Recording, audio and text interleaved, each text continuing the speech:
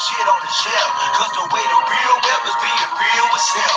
But I haven't seen the glory of the coming to the left. I can't do it by myself, so I'm asking for help. It's time to switch it up, put the hip shit on the shelf. Cause the way the real wealth is being real with self. But I haven't seen the glory of the coming to the left. I can't do it by myself, so I'm asking for help. Money, money, money. All you have is not wrong with being wealthy. Like Kanye West says, having money is not everything, not having it is. No, dude, already 18 that God gives us the ability to create wealth. No, it's the love of money that's the root of all evil. You don't like money so much, why don't you get up and go to work? Everybody think about all of the things that money. I'm just trying to leave a legacy for money. That's not everything, but when you got it, you can do some cool stuff.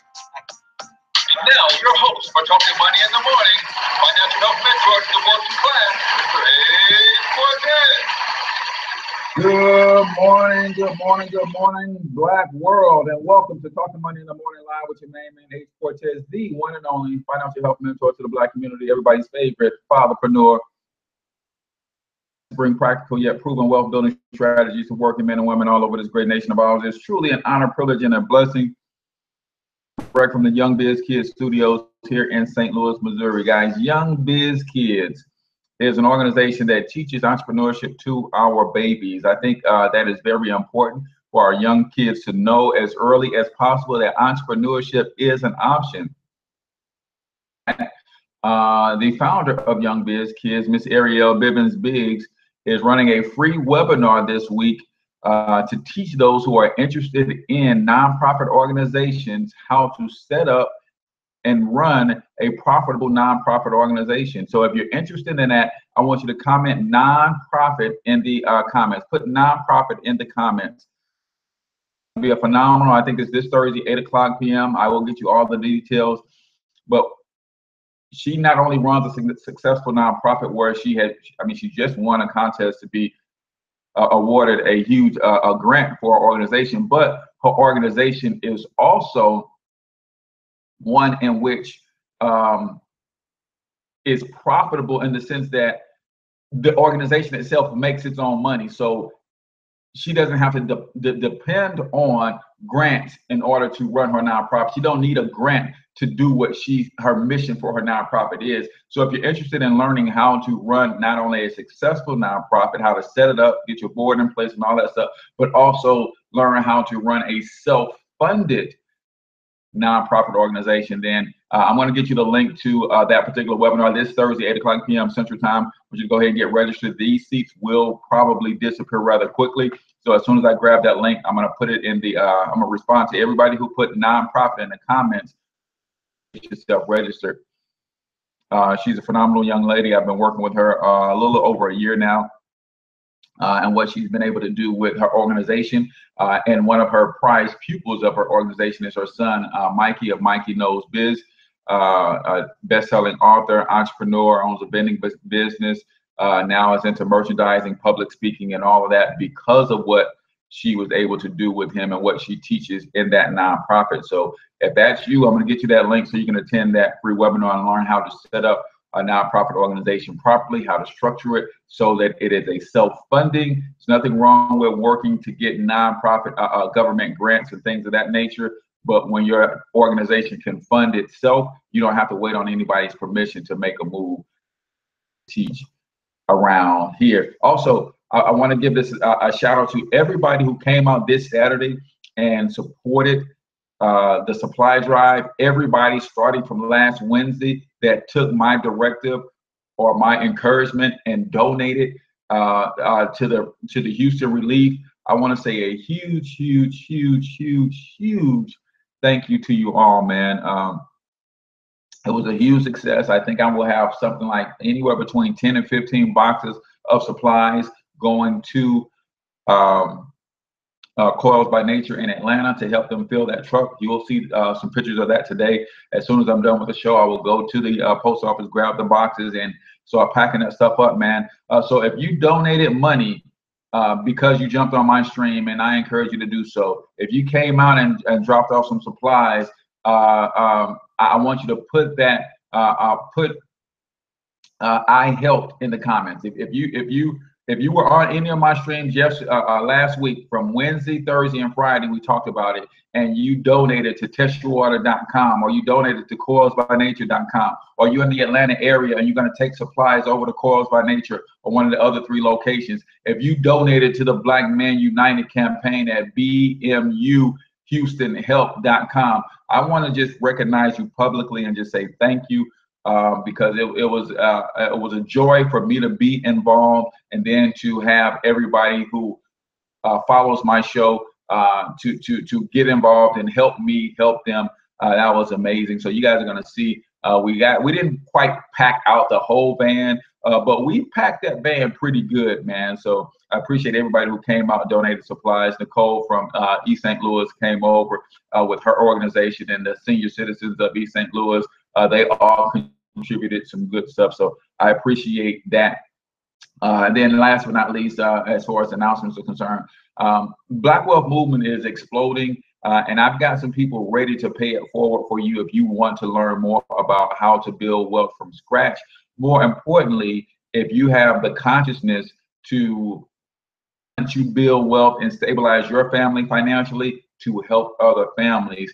That's what we are about. We're about getting your personal finances in order, not just so you can ball out alone, but so when you learn those strategies, you can then take those strategies and teach them to other people. So I want you to go to blackwealthmovement2017.com. If you like what you see, then I want you to give me a call at 314-874-6887. or inbox me, or just get a hold of me somehow and just say, hey, I like what Black Wealth Movement is all about. I want to get started for $10, and yes, I'll pay it forward for some other people to get going with this wonderful program. Now, on to faith, family, and finance. Faith, family, and finance.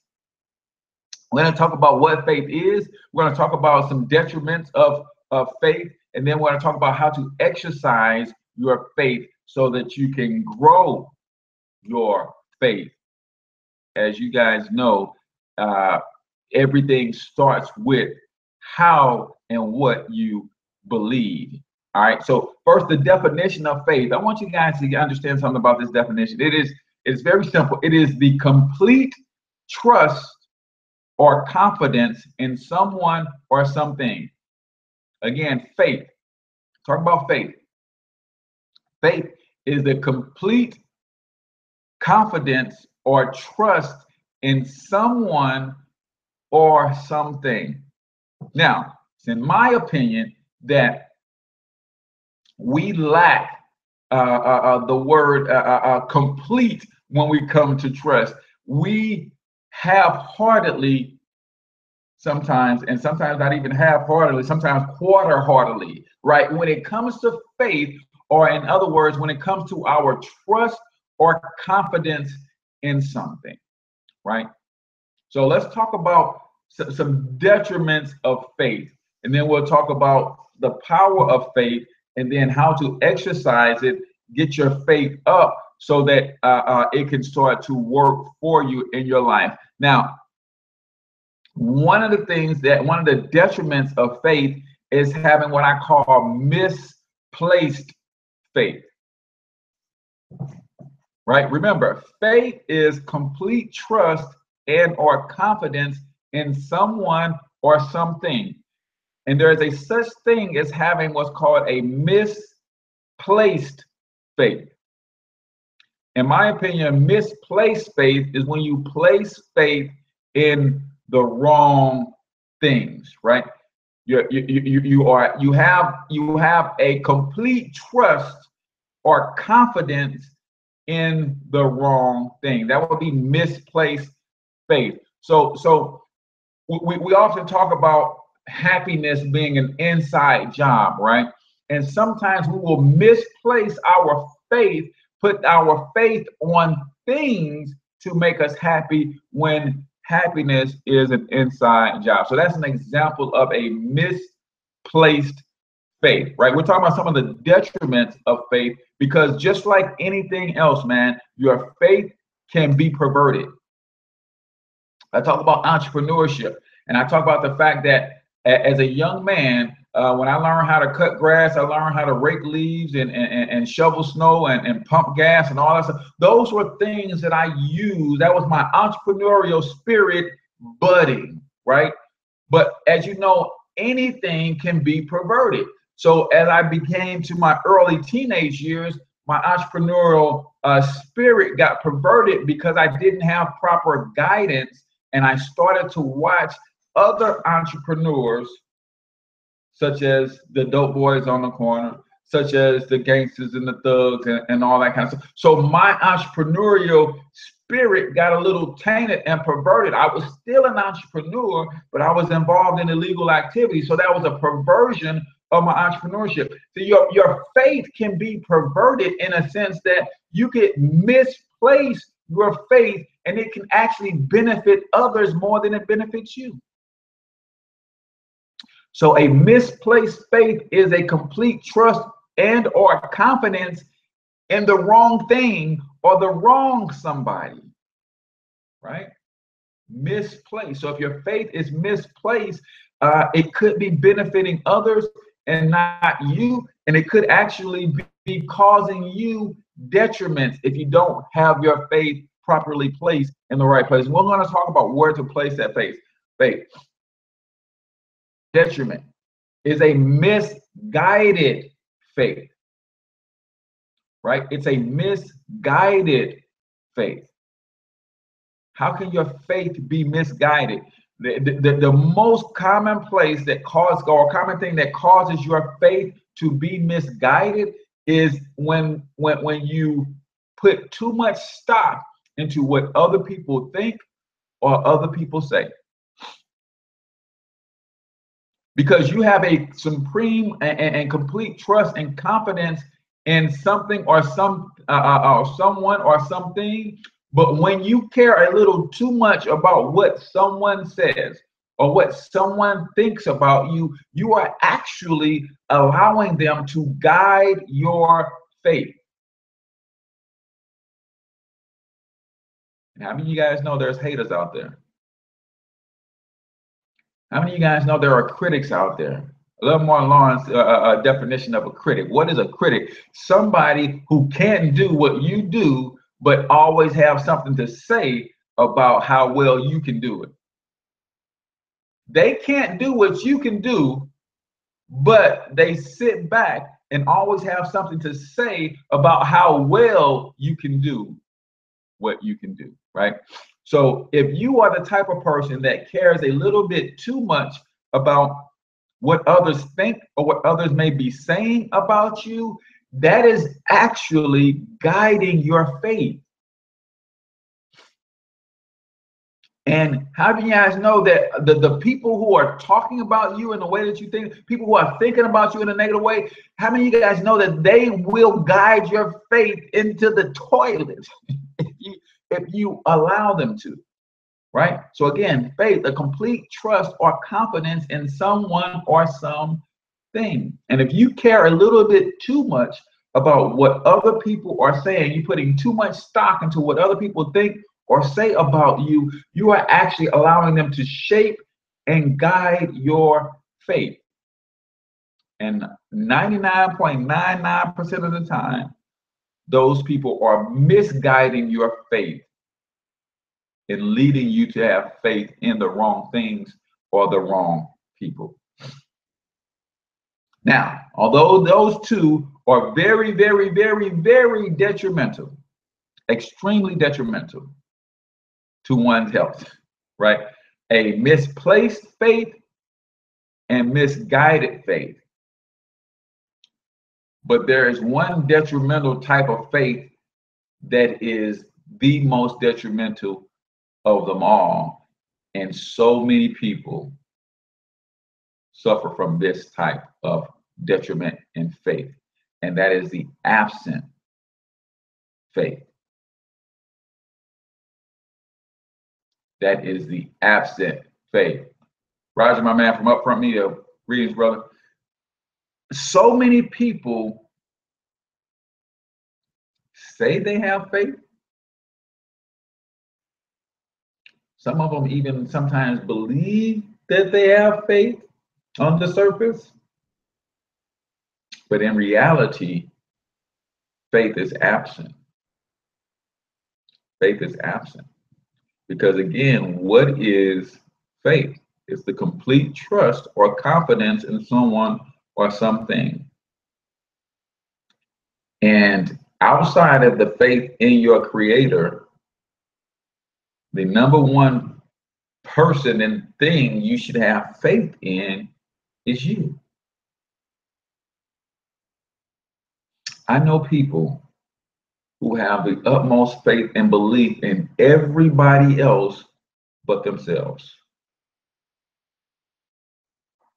They have faith and confidence in everyone else but themselves. So, of the three types of detrimental faith, an absent faith is the most detrimental of them all. There are people who have no faith in God, and there's people who have no faith in themselves. And when you have no faith in yourself, man, you are in a huge, huge, huge amount of trouble, because all things begin with how you believe. In confidence in yourself, then the things that you say about yourself and to yourself are going to be detrimental because they're going to be negative. The words that come out of your mouth are going to be detrimental because you don't believe. When you don't believe, you speak words of doubt, you speak words of fear, you think words of low self-esteem. And when you speak those words, then you take actions that back up those words. And when you take actions as someone who is supremely afraid, you take actions of someone who is self-confident and have low self-esteem, those are the types of results that you get.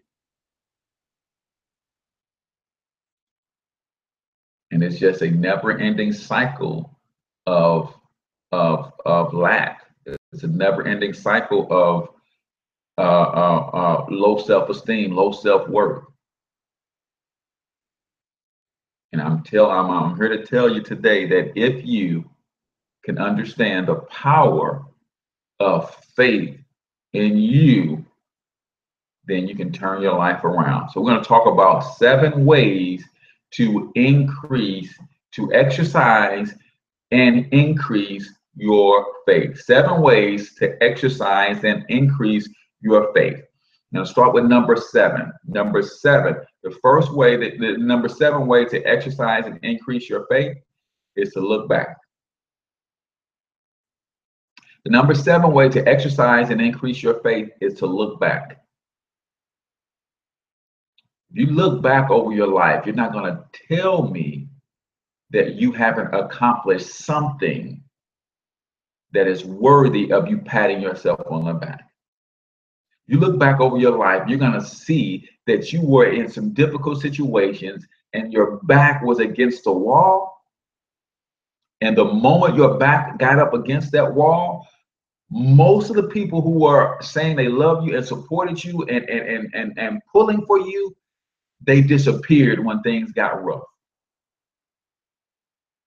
And a lot of times when you lifted yourself up from that situation, it was you and your God. Occasionally, it may have been you and your spouse, maybe you and a sister or brother. But a lot of times, if you look back over your life and you look at those situations where you literally found your back up against the wall, it was your faith in you that overcame those situations. So look back and realize that you at some point had a very act of faith, and that act of faith got you through some tough situations.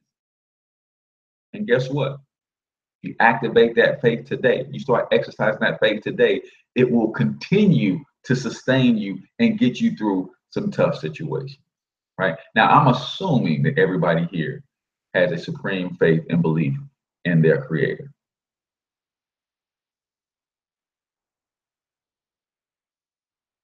Because to exercise your faith in God is to do the same thing. You look back, and I call it your Red Sea moments. You look back, just like the children of Israel when they were in the wilderness. God had to continuously remind them of the Red Sea because they would see a challenge before them. And he said, come on, y'all. I just parted the Red Sea so you can walk through on dry ground. And now you don't have any water. You think I can't provide some water for you? Are you kidding me? You don't have any food. I just parted the Red Sea and you don't think I can provide sustenance for you? Right? So you look back at the times where it was just you and God. And if he's the same yesterday, today, and tomorrow, then you got to know that you can continue to call on, and he's going to continue to be there. Just look back over the situation. I look back over some of the things that I've been through. Some of you guys have seen my testimony and heard my testimony. Been through some stuff, man. And to look back and say that when I was going through that I knew not how I would get through. But it was my faith in God that allowed me to latch on to his every word, and he pulled me through. So number one, if you're going to increase or exercise your faith so your faith grows, look back over to your life. You didn't get here. You weren't born yesterday. You didn't get here by accident, right? You had to have some confidence and some belief in yourself at some point in your life that pushed you through some tough situations that allowed you to get here. So look back, and that will increase your faith. Number 6, read and study success stories. I love a good success story. I love a good rags to riches story. I love a good overcomer story. You know why?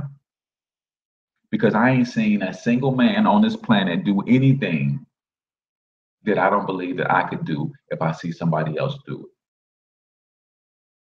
Not a single solitary person. Now, there are some physicists and some rocket scientists out there who do some amazing things. And I'm like, wow. But I have the utmost confidence that if I studied like them, if I trained like them, I could build a few rockets myself too, right? So read and study success stories, because in reading and studying other people's success stories, you can see that, wait a minute, Oprah Winfrey went through hell as a kid and she made it through the fire, and look at her now. So I can look at her success story and I can draw strength from that, and that will feed and increase my faith. Right? I look at Les Brown, who was born on a dirt floor and abandoned as a child. I said, wait a minute. If he can come through that, right?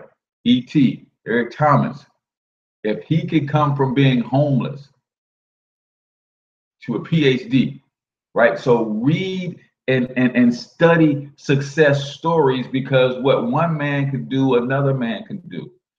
That will feed your faith and grow your belief as you see other people and some of the things that they have overcome. And let me say this, especially because I deal and I speak to a lot of Black people. And let me say this, man. You are a walking miracle. But here's the problem with us as Black people. See, when you can perform a miracle almost every day, you kind of don't give it the reverence that a miracle deserves. Let's say that again, man. Let me rewind, run that back. When you are basically performing many miracles every day in your life, you tend to not give them the reverence that they deserve because they become commonplace. Right? And that's what we are as Black people. We are walking miracles. But because we see them on a regular basis, we don't give them the reverence that they deserve. Right? I see my girl Bethany Rucker is on. Not 1,000 feet away, went through an explosion, trauma, everything. Walking miracle. Right? And if she shared her testimony with you guys, you'd be thinking to yourself, how the heck is she still here? It's a miracle. And then Bethany doesn't recognize her own testimony as that miraculous.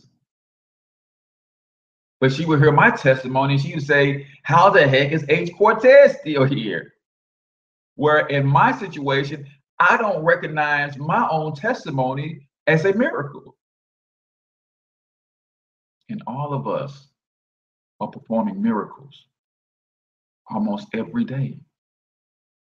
But again, because they have become commonplace, you can't grow up in the situation that we come up in. You can't be under a tremendous amount of suppression and oppression for 43 years of your life, still exist and still have a sound mind. That is a miracle.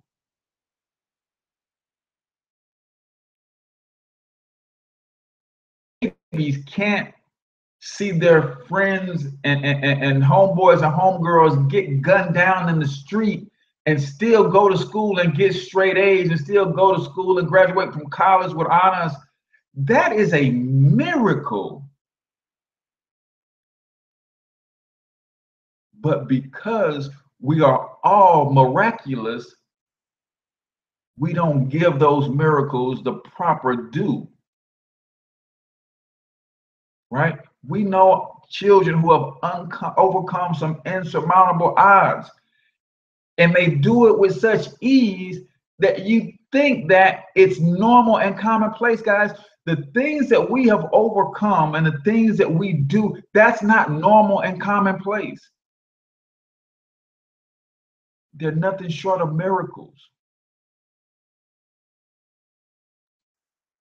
So when you study somebody else's success story, know that you have several miracles in you too, and let that grow and feed your faith. Hey, if they can come from that situation, let me pick myself up, let me dust myself off, and let me press forward towards the mark. Number 5, you want to grow your faith? Help other people exercise their faith. So if you know a friend who's got a business going and and that's they're exercising their faith and they're trying to grow that because they believe in themselves, help them. If you know someone who's answered the call of God and they're growing a church or they're stepping out on faith, help them, because when you help someone else exercise their faith, you can't help but exercise your own faith. Because now you went from studying and reading a success story to helping someone become a success story. And I guarantee you, if you're around anybody with vision and they're moving towards their goals and you're helping them in that, that's inspiring. You get to talk to somebody who every time they turn around, they're hitting a roadblock trying to keep them from their dreams, but they continue to press forward. That feeds and grows and helps you with your faith. It helps you continue to grow and your faith starts to grow. So help others exercise their faith, and by default, that will help you grow and exercise your faith. Number 5, help others exercise their faith. Help others exercise their faith, and that will feed and grow your faith. Right? You know somebody with a big project, big vision, big dream, ask them how you can help. And And as you see that person continue to persevere and press towards their mark, you will be inspired to say, you know what? I got some dreams and visions of my own that I can go after. I just didn't believe I can get them done, but because of helping somebody else get theirs done and seeing the steps that they took to get theirs done, I now know, I now have complete trust and confidence in myself that I can get my thing done. Help other people. Number four,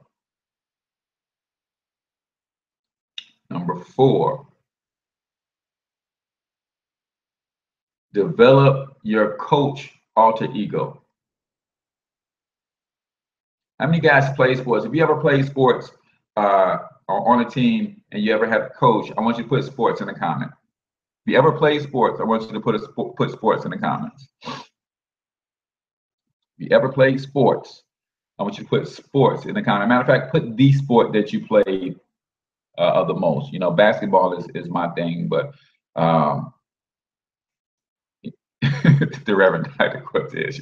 Appreciate that, Chef. But, if you ever played any sports, I want you to put the name of your favorite sport that you played growing up and you played on a team, because I want you to understand how to develop your inner coach, right? Your inner coach. How do you develop your inner coach? See, I'm going to tell you. So Karen Beasley said tennis. We had some football players.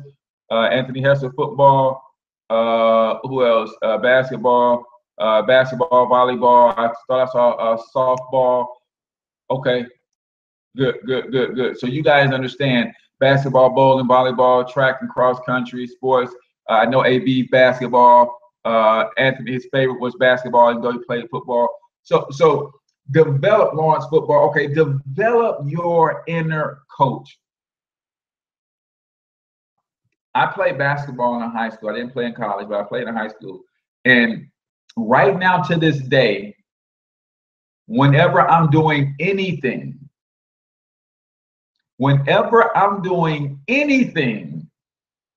I hear Coach Galloway saying, Springer!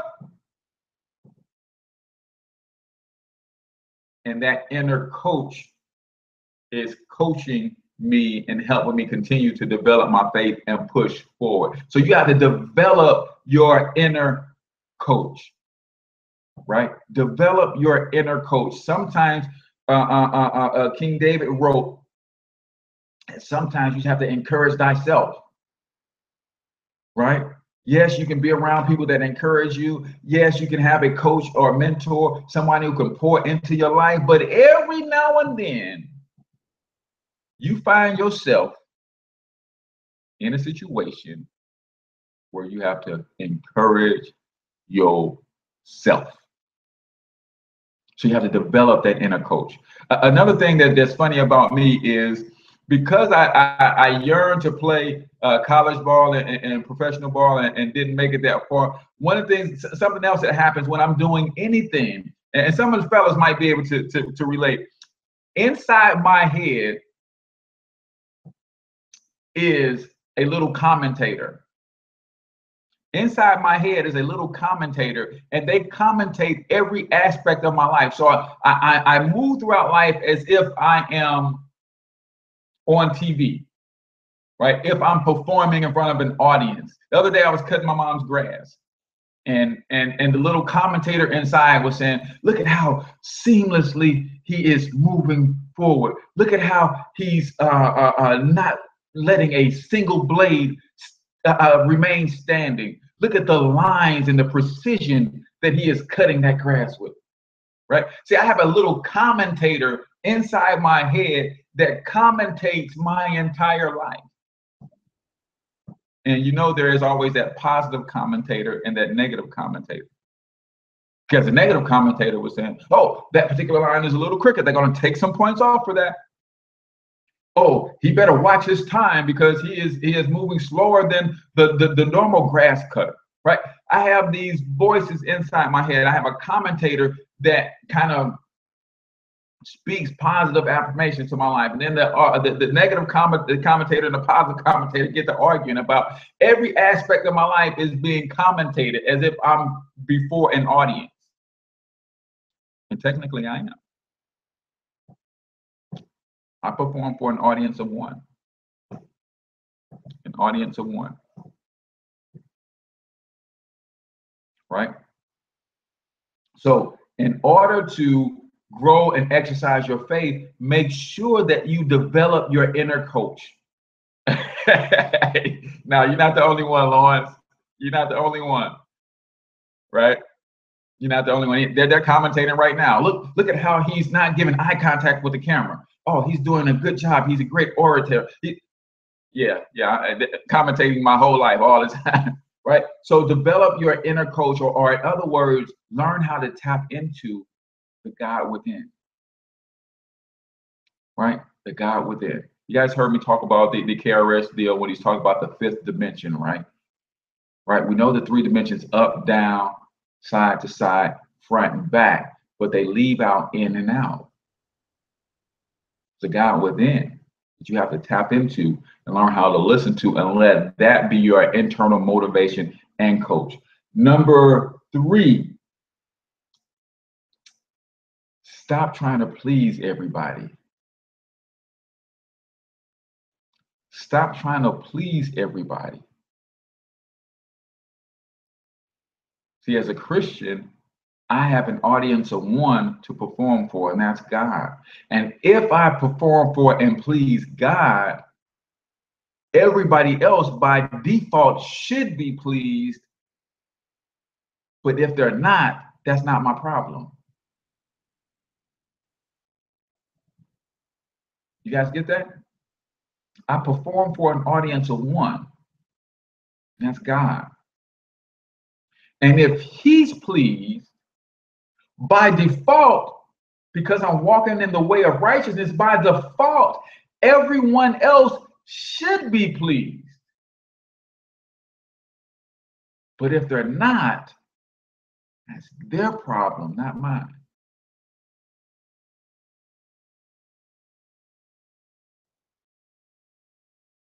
Now, if I'm walking in a way that displeases God, and that those around me could potentially be displeased as well if they are walking in a way that pleases God. Stop trying to please everyone. First of all, you can't. And when you can't please everyone, the ones that are displeased will always have something negative to say, and those negative words can cause you to have a misguided and misplaced faith, and eventually can cause you to have an absent faith. So when you're playing that game that you're trying to please everybody, the moment somebody's not pleased and they have something negative to say, you start changing how you do things. You start changing the words that you say. You start changing your thought process, and you start ultimately changing how you believe. And how you believe is directly tied to your destiny. How you believe is directly tied to your destiny. And when you try to please everybody else, and you start listening to the naysayers and their negative commentary because they are not pleased, no matter what you do, that somebody's always going to not be pleased. And if you have that, some people have that, I'm trying to think of the right word. Some people have that complex that they're not pleased unless everybody else around them is pleased. If you have that complex where you can satisfy 90%, but you don't look at the 90% that are satisfied, you try to go over the top to deal with that 10%, man, that'll kill you, man. Literally, physically, morally, metaphorically, however you want to put it, man, that could kill you. So if you don't come to a comfort level of performing for an audience of one, I'm just trying to please God. If I please God, everybody else by default should be pleased, because that means I'm doing the right thing in God's eyes. If I'm doing the right things in God's eyes and not doing the right thing in man's eyes, that's okay. That's their problem. That's not my problem.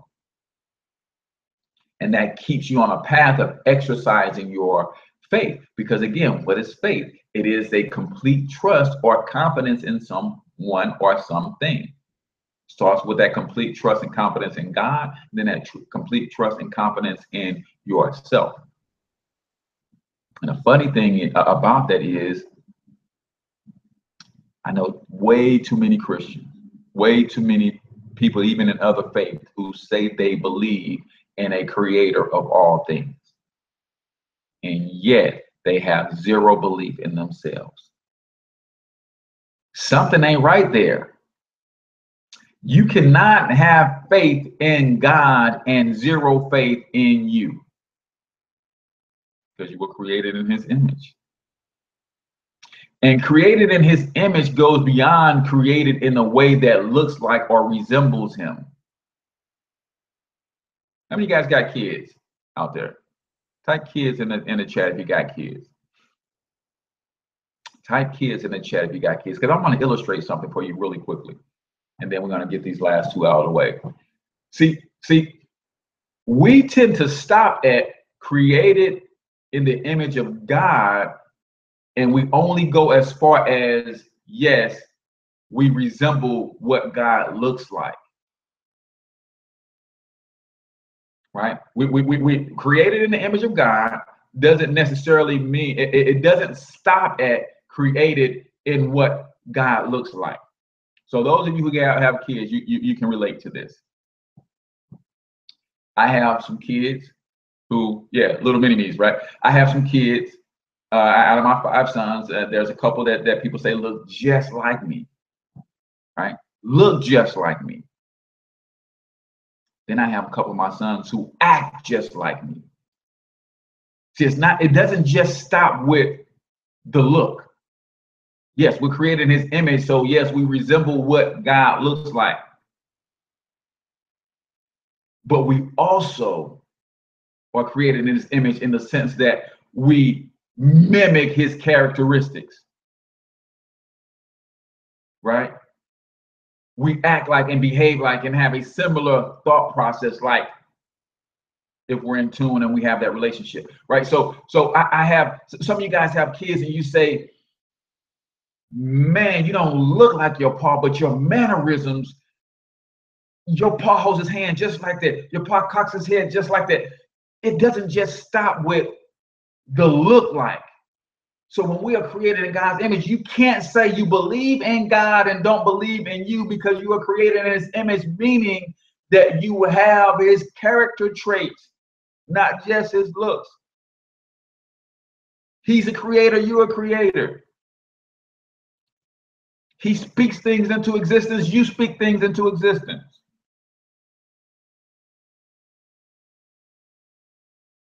So you cannot say you believe in a God and don't believe in you, in which God created you in his image and gave you by default. Because when a man and a woman gets together and they procreate, what do they create? Another man or woman.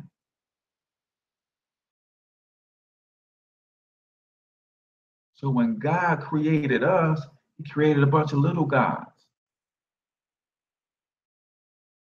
And if you understand and have a relationship with God and know who he is and his attributes and his nature, you can't believe in that and not believe in you, because you have all of that in you.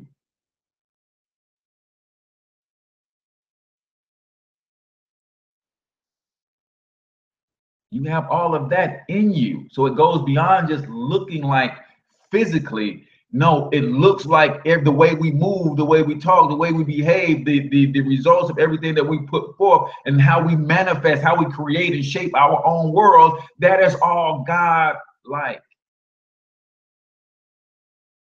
But you got to understand that. You got to know that about your creator, so that you can recognize that being created in his image means you have all of that. So you can't be created in his image, believe and have complete confidence and trust in him, and zero in yourself. Number 2, if you want to grow your faith, exercise your faith so your faith grows, take baby steps. Take baby steps. See, since we're talking about scripture and spiritual things, the 7 plagues that Moses put on Pharaoh, those are kind of like baby steps,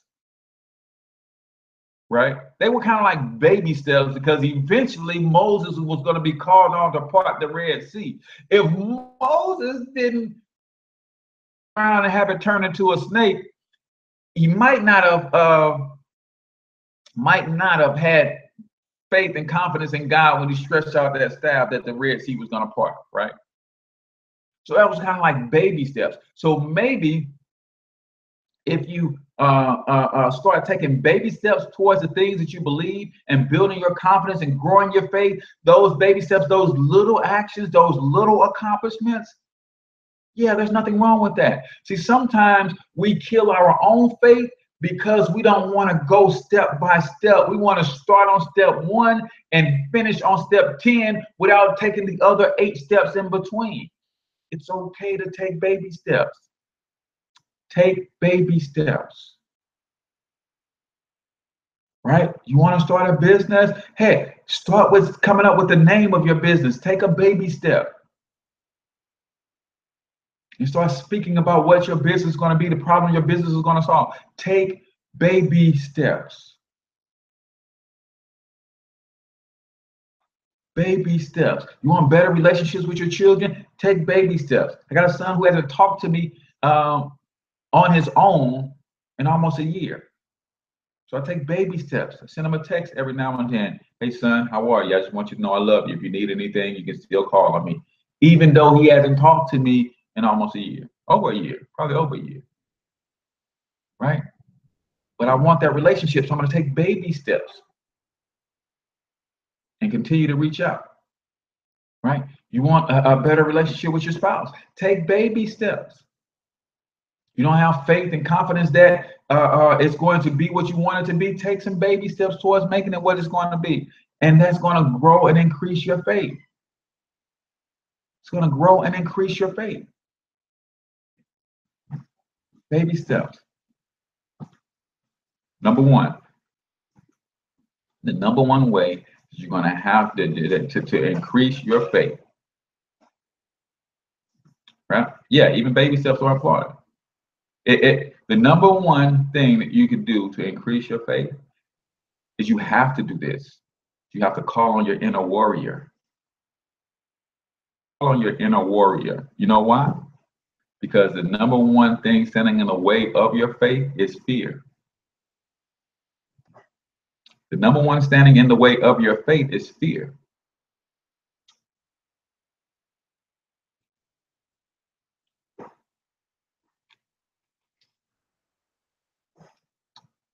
So you have to call on your inner warrior, man. See, we tend to look at fear and we tend to look at those who have courage and we misdefine what courage is. A lot of times you see courage and you see courage played out on TV. You see courage played out in the movies. You see courage played out in the streets and all of that stuff. And the way they play courage out is they make you think that those with courage have no fear. They make you think that those with courage have no fear. And that's not correct. The definition of courage is to move in spite of fear.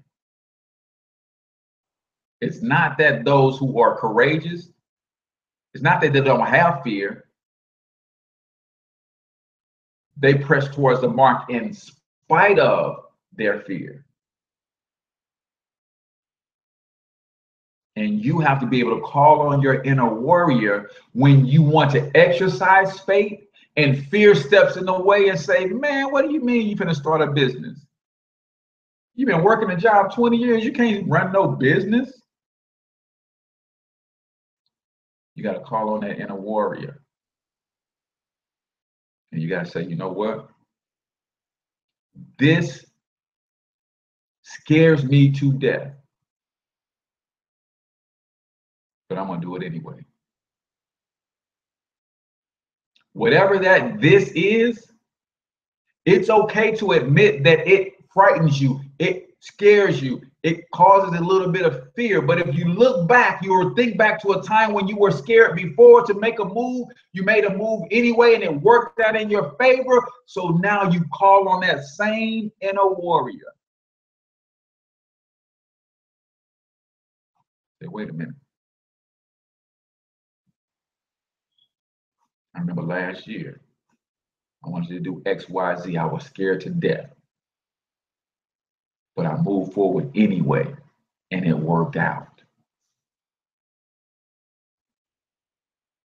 Call on your inner warrior. Understand what fear is. False evidence appearing real.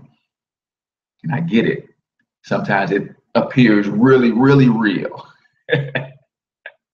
Right? I want you to think about it. Think about when you were a child and that shadow on the wall, you swore up and down it was a real monster. You just knew it was a real monster. But in actuality, it was the way that the night lamp was shining, and there was a sock between the night lamp and the wall. So it was actually projecting the shadow of the sock, and it just looked like a ferocious monster. And a lot of times we're allowing fear, right? The dog with no teeth, to keep us from doing what we need to do, right? How many times have you ever been approached by a dog? And as long as you was walking away from him, he was still coming. But the moment you turned around, he stopped in his tracks. Wait a minute, what? And then you make a move towards him, and what does he do? Start walking away from you. So recognize that it's okay for you to feel fear. Don't think that makes you a wuss because you feel afraid. What makes you a wuss is what you do with that feeling. And this is coming from a guy, man, who's scared to death to do just about anything, man. Just about anything. I was one of those guys where from a generation where my mom believed that you raise the girls and spoil the boys. That was me. Spoiled in the sense I ain't never had to do nothing. I didn't have to go talk to nobody. Mom, could you call this place for me and set my appointment? Right? I was one of those guys. Scared to interface with anybody on any level.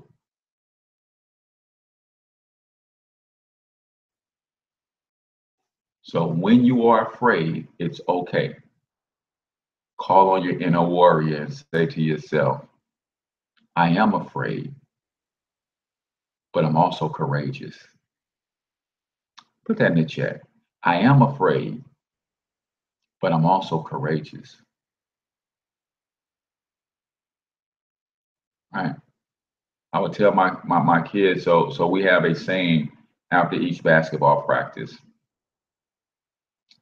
And I have to, they say this affirmation, and I have each one of the kids lead it on a particular day, and they all have to memorize it. And it says this. It says, fear and doubt cannot exist where courage and confidence already lives. Fear and doubt cannot exist where courage and confidence already lives. I have courage. I have confidence. I believe in me. I believe in we. And I believe in us. And that's our affirmation, how we end every practice. Because I want those young men and those young women to affirm that they have courage. If the laws of physics says no two things can occupy the same space at the same time, then fear and doubt cannot exist where courage and confidence already lives.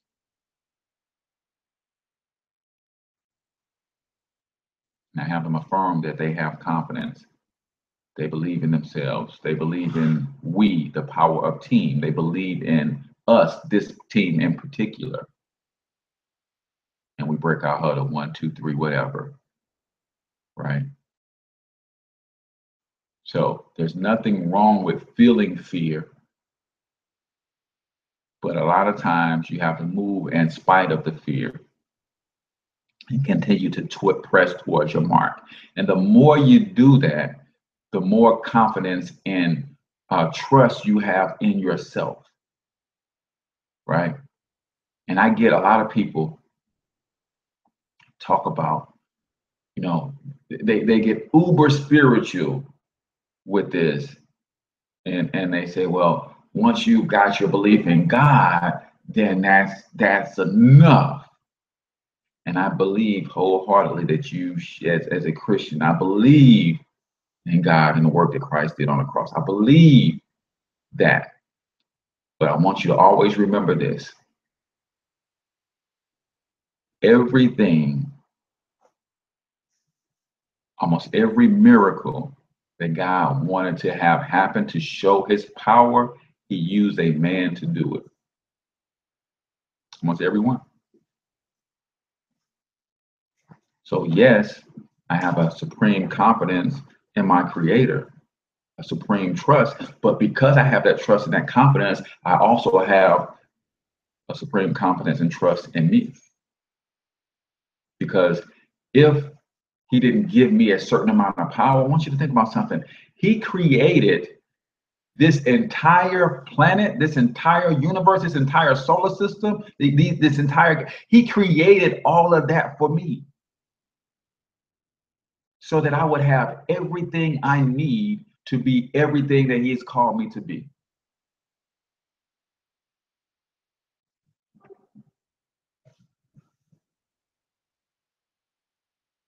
But I will tell you this, if you're sitting back, your hands crossed, twiddling your thumbs, waiting on him to move, now, Bible says nobody knows the thoughts of God, right? But I can almost certainly guarantee that if this is what you're doing as it relates to your life, this is what he's doing as it relates to your life. I've already given you a certain amount of intelligence. I've given you a certain amount of love. I've given you a certain amount of resources. I've given you a certain amount of I've given you everything that you need to do what's possible on earth.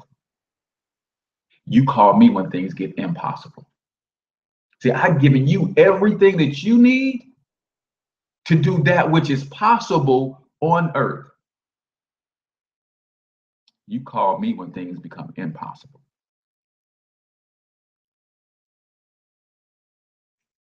But what do we often do? Oh, Lord, I need you to bless me with this job. No, that's possible. Do that on your own.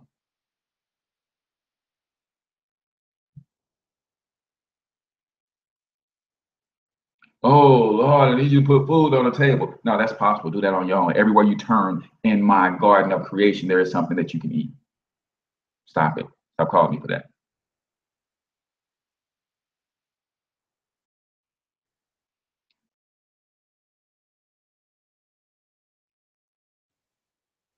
You guys get that. Man, you got to get off your $8 and do something. And it is your actions that you are taking because of your faith is what allows him to perfect those actions so that you have success. Let's get out of the habit of calling God for the possible. You do the possible. You call him when things get impossible. So this is a three-part series, faith, family, finance. Tomorrow we'll be on family. We'll be talking about that. Family relationships, family unit, family structure, the power of the family, man. If you haven't realized that the family is the cornerstone of the nation, right? And the reason our nation is in shambles is because we haven't figured out the beginning and the seed of nature with nation, which is the family. Right, so we'll talk about that tomorrow. Appreciate you guys for tuning in. Remember, if you want to learn more about the nonprofit, go ahead and click type nonprofit in the chat. Go ahead and click nonprofit in the chat, and I will give you the link to Ariel's webinar this Thursday, and she'll be talking about how to set up your own nonprofit, how to run it, and also how to make sure that it's profitable so that you don't have to depend on grants and things of that nature. If you want to join the Black Wealth Movement and you're just kind of apprehensive, just send me a text, man. Let's have a conversation. I'll tell you what it is and what it is not, and tell you what you can expect. And if it's a good fit for you, great. If not, that's cool too. I realize the Black Wealth Movement is not the answer, but at least it is an answer. It's not the answer, but at least it is an answer. And let's work this answer until the answer appears. So I'm H Cortez, the one and only financial health mentor to the Black community. Until I talk to you guys next time, I want you to get your money up because you absolutely can do it. Peace out, y'all.